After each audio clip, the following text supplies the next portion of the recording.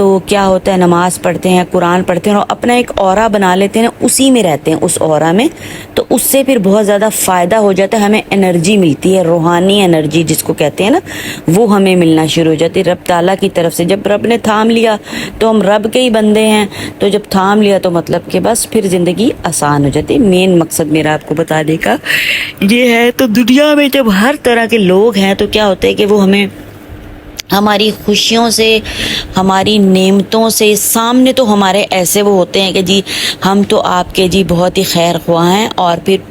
पीछे वो वार करते हैं, जादू टोने करवा देते हैं, कुछ अमलियात करवा देते हैं और हमारा दिमाग फेर देते हैं, जिसकी वजह से हमारे घर का सारा सुकून जो है वो डिस्टर्ब हो जाता है, हम कहीं के भी नहीं रहते। जब एक इंसान बीमार होकर बिस्तर पर लेट जाता है तो वो मतलब एक बेकार चीज़ हो जाता है ना, लोगों पे भी वो बर्डनाइज हो जाता है, मतलब हर वक्त उसकी तिमादारी हो रही है और उसको